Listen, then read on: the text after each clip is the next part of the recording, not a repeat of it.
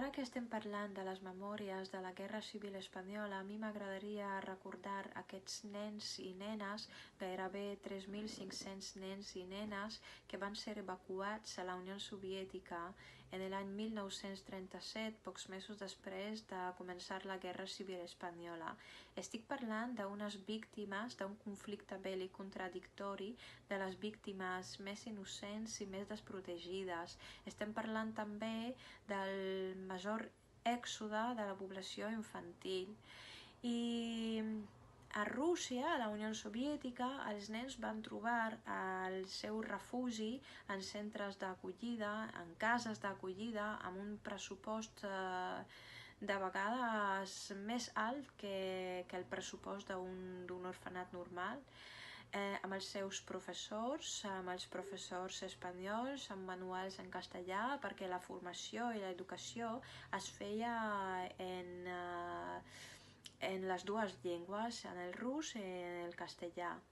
I eren nens de famílies republicanes i era una mostra de solidaritat del poble soviètic amb els seus companys comunistes, i era com també com part de la ideologia soviètica en la seva faceta d'estalinisme.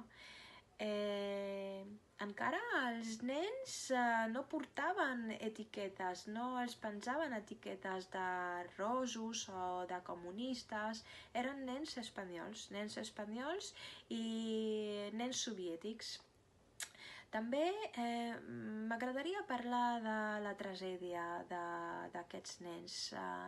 La tragèdia era fugir d'una guerra i trobar-se en una altra. Per què?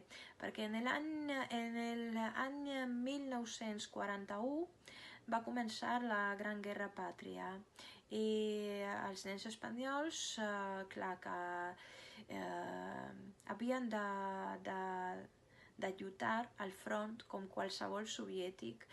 La tragèdia era també no poder tornar a la seva pàtria, no poder tornar a Espanya, en primer lloc per diferències del règim comunista i del règim franquista,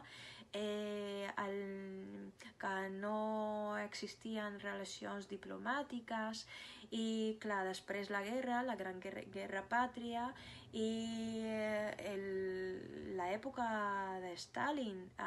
Només en l'any 1957 els primers nens van tornar a Espanya.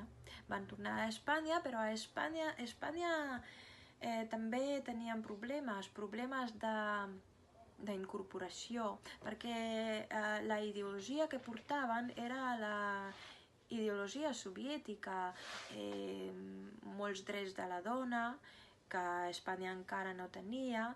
Jo ara recordo les memòries d'una samboià que parlava d'un fet de quan va tornar a Espanya.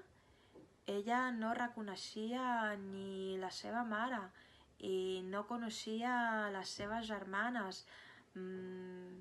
Parlaven idiomes diferents, perquè les germanes aquí parlaven català, ella no sabia parlar català.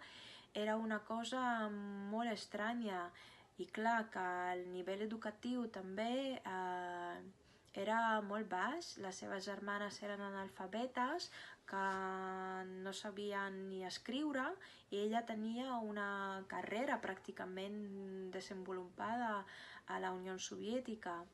I pues això, que era una tragèdia humana.